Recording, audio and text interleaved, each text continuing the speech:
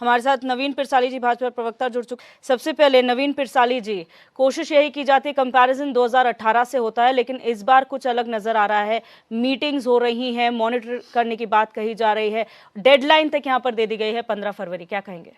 देखिए, जो पिछला ग्लोबल इन्वेस्टर समिट हुआ था, जिसमें आपने देखा कि विभिन्न क्षेत्रों में, चाहे वो ऊर्जा का क्षेत्र हो, औद्योगिक क्षेत्र हो, या फिर पर्यटन हो, या अन्य क्षेत्र हो, लगभग 3,56,000 करोड़ का MOU साइन किया गया है। उसके प्रति सरकार बहुत गंभीर है। और कल मुख्यमंत्री जी ने सभी सीनियर अधिकारियों की मीटिंग लेते हुए उनको हिदायत दी है कि 15 फरवरी तक हम इनको मैक्सिमम धरातल पर उतारने का प्रयास करें, जिसके लिए सरकार ने निर्णय लिया है कि society for promotion of investors, startup and entrepreneurship का गठन भी किया जाएगा, जिसके जरिए इस पर मॉनिटरिंग होगी। और खुद मुख्यमंत्री जी ने निर्देश दिए हैं सरकारी अधिकारियों को, चीफ सेक्रेटरी को, कि वो वीकली इसका रिव्यू करें, और मुख्यमंत्री जी खुद इसका मंथली रिव्यू करेंगे। और सारी जो MIS रिपोर्ट्स हैं, मिनट्स ऑफ मीटिंग हैं, वो सारी मुख्यमंत्री जी लगातार अपने निगरानी में उसको देखेंगे। और जो डेडलाइन है 15 फरवरी तक, उसको हम मैक्सिमम मीट करेंगे। और इसको जो है, मुख्यमंत्री जी ने ये भी कहा कि इकोलॉजी और इकोनॉमी का कोऑर्डिनेशन करके युवाओं को मैक्सिमम रोजगार देने का प्रयास किया जाए, और इस पर सरकार आगे चल रही है। और मुझे पूरा यकीन है कि हम 15 फरवरी तक काफ़ी MOUs को धरातल पर उतारने के लिए आगे उसको प्रिक्योर कर देंगे। नवीन पिरसाली जी, यहाँ पर दो सवाल जो विपक्ष ने उठाए हैं। जब से ग्लोबल इन्वेस्टर समिट शुरू भी नहीं हुआ था, तब से ये बात आ रही है कि कितना निवेश आएगा, कौन से सेक्टर्स होंगे, कहाँ पर लैंड बैंक आप लोग देंगे। लेकिन यहाँ पर दो मुद्दे उठाए गए। एक, 70% युवाओं को, यहाँ के मूल निवासियों को जॉब अपॉर्चुनिटीज यहीं पर देना। दूसरा ये कि आपने लैंड बैंक की बात निवेशकों के लिए तो कर ली, लेकिन यहाँ की अपनी जनता जो है अभी भी चकबंदी की मांग कर रही है। उनकी खुद की लैंड कंसोलिडेटेड नहीं है। तो एक तरफ आप निवेशकों को लैंड प्रोवाइड करा रहे लैंड बैंक के थ्रू, दूसरी तरफ जनता की समस्या, तो दोनों को पैरेलली नहीं ले जाया जा सकता क्या? नहीं, आप देखिए, मैं बात करूं तो अब आज जो विषय है ग्लोबल इन्वेस्टर समिट, जब जो विषय होता है उस पर फोकस रहे तो ज्यादा अच्छा समाधान निकल पाएगा। दोनों आपस में जुड़े हुए हैं, समस्याएं तो दोनों आपस में जुड़े हुए हैं। जी बिल्कुल, समस्याएं उत्तराखंड में बहुत सारी हैं, और हमारी सरकार सब समस्याओं को सुलझाने का बहुत संकल्पित भाव से प्रयास कर रही है। अभी यहाँ पर जिक्र आया था कि MOU साइन हुए, किस क्षेत्र में कितना हुआ, कितना आया, ये बताया नहीं। सरकार ने सारा वेबसाइट पर डाला हुआ है, और विपक्ष को उम्मीद नहीं थी पहले, पॉइंटर्स हैं, विपक्ष को उम्मीद नहीं थी पहले कि इतना हमने 2.5 लाख का जो लक्ष्य रखा था, विपक्ष को ये भी उम्मीद नहीं थी कि इतने के MOU हो जाएंगे, और वो रिकॉर्ड टूट गया, और 3,56,000 करोड़ के MOU साइन हो गए, जिसमें टोटल MOU 1,789 MOU साइन हुए, जिसमें 3,56,000 करोड़ रुपया आया। और मैं आपको ये बताना चाहता हूँ कि इनमें से ऊर्जा के क्षेत्र में 1 लाख करोड़ से भी ज्यादा का इन्वेस्टमेंट आया है, MOU हुए हैं, जिसमें 157 MOU हुए हैं साइन। उद्योग विभाग से संबंधित 78,000 करोड़ रुपया 658 MOU से आया है, और पर्यटन के क्षेत्र में लगभग 47,646 करोड़, जो 437 प्रस्ताव आए उसमें से आए हैं। और उद्यान एवं खाद्य प्रसंस्करण के क्षेत्र में 19,260 करोड़ के 175 MOU साइन हुए हैं। आवास एवं नगर विकास के क्षेत्र में 41,947 करोड़ के 62 MOU साइन हुए हैं। स्वास्थ्य एवं पर्यावरण के क्षेत्र में 25,785 करोड़ का इन्वेस्टमेंट आया है, जिसमें 39 MOU साइन हुए हैं। आयुष और वेलनेस के क्षेत्र में भी 17,068 करोड़ रुपया आया है, और 77 करार इसमें हुए हैं। तो ये सारी जानकारी आपको दी है, और इसमें सारे क्षेत्र हैं, एक क्षेत्र नहीं है, बल्कि समग्र उत्तराखंड का विकास होने जा रहा है। उत्तराखंड के 13 जिलों का विकास होगा, चाहे ऊर्जा के क्षेत्र में हो, चाहे आयुष के हो, चाहे वेलनेस हो, चाहे उद्योग हो, पर्यटन हो, इस सब में होना है। और जहां तक जॉब की बात है तो सबको मिलेगा, अगर चाहे तो। पैनल में जितने भी प्रबुद्ध हमारे लोग बैठे हैं, वो भी अगर अप्लाई करना चाहे तो सरकार को इसमें कर सकते हैं। बहुत सारे उद्योग आए हैं, तो पार्ट टाइम जॉब। नवीन पिरसाली जी, बहुत सीरियस इशू, क्योंकि मैं आपसे कह रही हूँ, आपने कहा इस प्रदेश में बहुत समस्याएं हैं, बेशक हैं, लेकिन जब हम ग्लोबल इन्वेस्टर समिट से बात कर रहे हैं, तो ये दोनों चीजें महत्वपूर्ण हैं। जो लैंड इशू की हमने बात की, क्योंकि आप ऑलरेडी इन्वेस्टर्स को इन्वाइट कर रहे हैं प्रदेश में, और उन्हें लैंड बैंक बना के दे रहे हैं, और वो लोग जो यहाँ पर रह रहे हैं उनकी अपनी लैंड कंसोलिडेटेड ना हो, ये थोड़ा सा तो सोचनीय विषय है। बिल्कुल, ये बात बीच में अटक गई थी। दो सवाल थे, एक तो ग्लोबल इन्वेस्टमेंट जो इन्वेस्टर समिट का था वो मैंने जवाब दे दिया। अब आपकी चकबंदी पे आता हूँ। देखो, चकबंदी से पहले सेटलमेंट की आवश्यकता है। 1960 में पहला सेटलमेंट हुआ था, तो उस वक्त बंदोबस्त हुआ था पहाड़ों में और सभी जगह हुआ था। उसके बाद अभी बंदोबस्त नहीं हुआ है, तो सबसे पहले हमें बंदोबस्त करने की आवश्यकता है। जब बंदोबस्त सेटलमेंट होगा, सेटलमेंट के बाद तब चकबंदी आ सकती है। और कुछ क्षेत्रों में चकबंदी के लिए जो सरकारें कदम उठा रही हैं और कुछ जगहों में बहुत ज्यादा, जैसे पहाड़ी क्षेत्रों की अगर खास तौर पर बात करें, क्योंकि पहाड़ी क्षेत्रों में बड़ी समस्या ये आ रही है कि वहां पर लोग कुछ जो धान के खेत होते हैं, कुछ गेहूं के खेत होते हैं, मतलब कहने का मतलब है कुछ भूमि कृषि योग्य जो सिंचाई योग्य होती है, कुछ भूमि ऊसर भूमि होती है, उसमें उसका सेटलमेंट कैसे होगा? क्योंकि एक आदमी 1 किलोमीटर पूर्व में रहता है, 1 किलोमीटर पश्चिम में रहता है, तो उनके खेत इधर उधर होने की वजह से उस पर सर्वे जो सरकार की रिपोर्टें आ रही हैं, सरकार उसमें भी काम कर रही है और हमारी सरकार ही कर सकती है। उसको मैं बताऊं आपको, 70% रोजगार का क्या सर? 70% रोजगार होगा, उसी के लिए प्रयास किया जाएगा। ग्लोबल इन्वेस्टर समिट किस लिए किया गया? कि रोजगार उत्पन्न करने के लिए। यहाँ हम 70% नहीं, हम 100% की बात कर रहे हैं।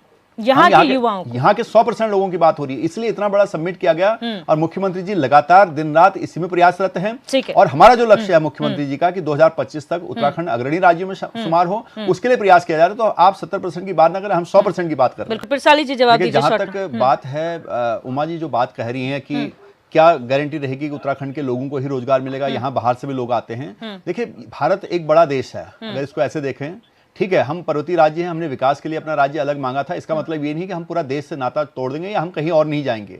अगर आप आज देखते हैं तो जितने उत्तराखंड में लोग हैं, इतने ही हमारे बाहर लोग हैं, और वो दिल्ली, बॉम्बे और सब जगह काम कर रहे हैं, मुंबई सब जगह काम हो रहा है। हमारे लोग अन्य राज्यों में भी काम कर रहे हैं, ऐसे ही बाहर के राज्यों के लोग यहाँ भी आते हैं काम करने। अब बात है कि सरकार की जिम्मेदारी क्या होती है? सरकार की जिम्मेदारी है उस राज्य के सभी लोगों को रोजगार दें, रोजगार का अवसर दें। तो इसलिए ग्लोबल इन्वेस्टर समिट किया जा रहा है कि इतने रोजगार के अवसर पैदा किए जाएंगे कि हमारे उत्तराखंडी को भी मिलेंगे, बल्कि हमारे पास कम लोग पड़ जाएंगे, वो बाहर से भी आएंगे। तो आप इस तरह से डिमार्केशन नहीं कर सकते उसमें कि बाहर के लोग ना आए, हम तो सब जगह चले जाएं लेकिन हमारे यहाँ कोई ना आए। ये व्यवस्था ज्यादा नहीं चल पाएगी, क्योंकि इसमें बहुत सारी चीजें होती हैं। अगर कोई दूसरा राज्य भी अगर यही बात कर दे कि यहाँ पर उत्तराखंडी ना आए, तो हमारे लिए मुसीबत हो जाएगी। लेकिन हमें अपने लोगों को देखना है, वो हमारी सरकार देख रही है। हमारी सरकार बहुत अच्छी तरह से करेगी। अगर हमारे यहाँ 100 लोग बेरोजगार हैं और 200 रोजगार होंगे, तो हमारे 100 लोग होंगे, 100 बाहर से भी मंगाने पड़ेंगे। तो हम तो इतना बड़ा राज्य बनना चाह रहे हैं कि हिमालयी राज्यों में और भारत के सभी राज्यों में हम सबसे ज्यादा रोजगार उत्पन्न करें। ये सरकार की मंशा है। आपको इस तरह से सोचना पड़ेगा, बाकी चिंता करने की जरूरत नहीं है।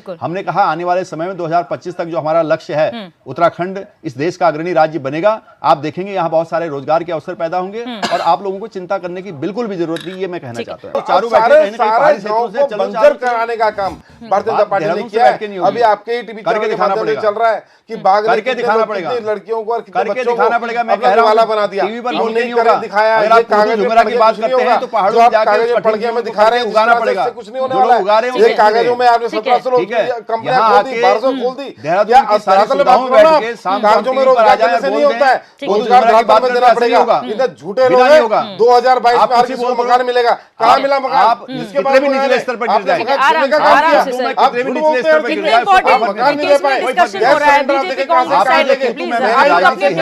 हम अपना स्तर उतना नहीं गिरा सकते नोटिया जी, बात कर रही है, हम अपना स्तर आपके बराबर नहीं गिरा सकते। आराम से, आराम से, तानाशाह हो गए आप। ठीक है, आराम से सर, अपने समय पे बात देश को खत्म करना चाहते हैं, आप विधानसभा खत्म करना चाहते हैं, आप समय बर्बाद करना चाहते हैं, आप जनता का समय बर्बाद तानाशाही लोग हैं आप लोग, आप देश को बर्बाद करने वाले लोग हैं। देश सुरक्षित हाथों में नहीं है। आज 250 आतंकवादी आज ही है, अभी देश सुरक्षित अटैक करने को तैयार है, और आप लोग बड़े मजे से खबर आ रहा है 250 आतंकवादी यहाँ आ रही है फिराक में, कांग्रेस के पास आ रही है। प्लीज, अभी ग्लोबल इन्वेस्टर्स में रहते हैं, ग्लोबल इन्वेस्टर समिट की रहते हैं। प्लीज प्लीज कांग्रेस नोटियाल जी अभी बात हो रही है ग्लोबल इन्वेस्टर समिट की। आतंकवादियों ने कांग्रेस को बताया, प्लीज कांग्रेस को बताया बीजेपी कांग्रेस की यही कमी है। आप लोग डिस्कशन के बदले आरोप प्रत्यारोप पे आ जाते हैं। 1 मिनट रुक जाइए सर प्लीज, आप लोगों से रिक्वेस्ट है, आप दोनों आपने समय पे बोलिए। ठीक है, ठीक है, प्लीज। अपनी तूतू में देश के अंदर आतंकवादियों को लाने के काम कर रहे हैं, 250 आतंकवादी आ रहे हैं, आप कितने सलाह आप ये बताइए ना। ठीक है पेनू जी, आपके पास आने लेकिन उससे पहले शांत हो जाइए, डिस्कशन हो रहा है, डिस्कशन हो रहा है, आप सुन नहीं पाएंगे। आपके माध्यम से पूछना चाहता हूं कि क्या कांग्रेस को उसको बताया कि 250 आतंकवादी हैं, आतंकवादी अखबार में आ रखा है परसों, पढ़ लो हिंदुस्तान में, 250 आतंकवादी परसों हिंदुस्तान में पढ़े, 250 आतंकवादी जो है देश के अंदर आने की फिराक में, अखबार में आ नहीं सकता, अब आ नहीं सकता, आपके टाइम में आते थे वो, वो तब बाद में, लेकिन अभी global investor summit, sir please वापस आ जाते, वापस मैं आप दोनों को वापस लाना चाहूंगी ग्लोबल इन्वेस्टर समिट में। नवीन फिरसाली जी, सवाल यहाँ पर ये है कि हम अगर देखें इंडस्ट्रियल सेक्टर जो आपके निवेश में जो वेबसाइट में लाया गया है, जितनी इंडस्ट्रियल सेक्टर है वो फिर उधम सिंह नगर, हरिद्वार, देहरादून, ये 3 लोकेशंस है जहाँ पे इंडस्ट्रीज आप लोग सेटअप करना चाहते हैं, जहाँ ऑलरेडी सिडकुल एरिया है, जहाँ पर आईटी पार्क्स हैं, जहाँ पर पूरा इंडस्ट्रियल एरिया सेटअप है।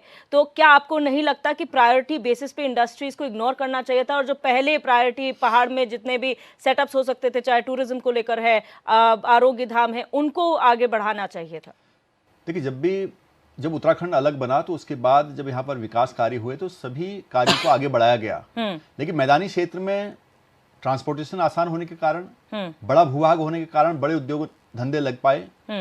जहां तक पहाड़ की बात थी तो वहां पर सुविधाएं पहले नहीं थी। आपने देखा होगा हमारी सरकार ने वहां पर जो सुविधाएं देने का प्रयास किया, सबसे पहले क्या चाहिए? ट्रांसपोर्टेशन। विकास का पहला कदम है आपके आवागमन की आसान सुविधा, उसको हमारी सरकार ने करने का काम किया। 4 धाम यात्रा के रूट के जरिए गांव-गांव तक सड़क अगर पहुंचाई तो भारतीय जनता पार्टी की सरकार ने पहुंचाई। तो तब जाके जब आदमी वहां पर तब टिकेगा जब उसको सुविधा मिलेगी। अब एक आदमी को अपना सिलेंडर 2 किलोमीटर तक सर में डाल के पहाड़ में रहना पड़ेगा तो यहाँ झोपड़ी डाल के रहना पसंद करेगा देहरादून में। आप उस कठिनतम जीवन को पहले समझना पड़ेगा। बातें करना और बातों का समाधान दोनों में अंतर है। बातें बहुत आसान होती है लेकिन उसका समाधान वर्षों में लग जाते हैं। लेकिन हमारी सरकार ने बहुत कम समय में प्रयास किया कि बहुत चौड़ी सड़कें वहां पर दी हैं और विकास के पहले चरण को खत्म किया है। और दूसरा चरण अब शुरू हो रहा है इन्वेस्टर्स के माध्यम से। जो भी वहां पर आयुष के केंद्र बनेंगे, पर्यटन के क्षेत्र बनेंगे, उस पर पैसा चाहिए। तो यहाँ पर पैसा हमारे पास इतना नहीं है, इसलिए हम इन्वेस्टर्स से लाए हैं। अब वो पैसा लगाएंगे तो हमारे लिए रोजगार उत्पन्न होगा। बड़ी इंडस्ट्री लगेंगी तो उससे छोटे उद्योग धंधे जो होंगे हमारे लोग करेंगे। हमारे लोगों के अंदर ये जिज्ञासा हमें डालने का प्रयास करना चाहिए, चाहे पक्ष हो चाहे विपक्ष हो।